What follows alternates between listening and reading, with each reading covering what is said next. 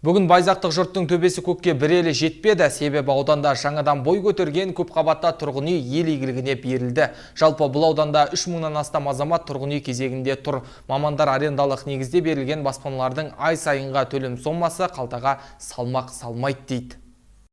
Байзақ ауданы Сарыкемер ауылындағы Әл-Фараби мөлтек ауданында орналасқан нөмірі 1, 2, 3 және 4 тұрғын үйлер кезекте тіркелген азаматтарға беріліп жатыр. Баспана кілттері арнайы комиссия шешімімен 48 жетім және ата-ана қамқорлығынсыз қалған балаларға, 48 көпбалалы отбасыға, 73 әлеуметтік осал топтағы азаматтар мен 51 бюджеттік мекеме қызметкерлеріне беріледі. Көп қабатты тұрғын үйді пайдалануға беру рәсіміне облыс әкімі қатысып, аудан тұрғындарын құттықтады.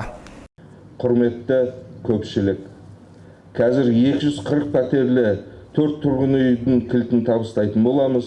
Бүгінгі баспана иелеріне жаңа қоныстармен тағы да құттықтауға рұқсат етіңіздер. Әр шаңыраққа құт береке, ырыс пен ынтымақ тілеймін. Құтты болсын. Қошемет білдіріп қойыңыздар.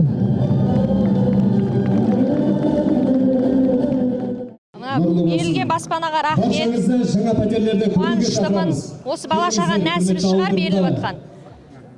Бәріне алғыс айтам, осындай баспанаға ие болсын deyip, бәріңізге тілектеспін.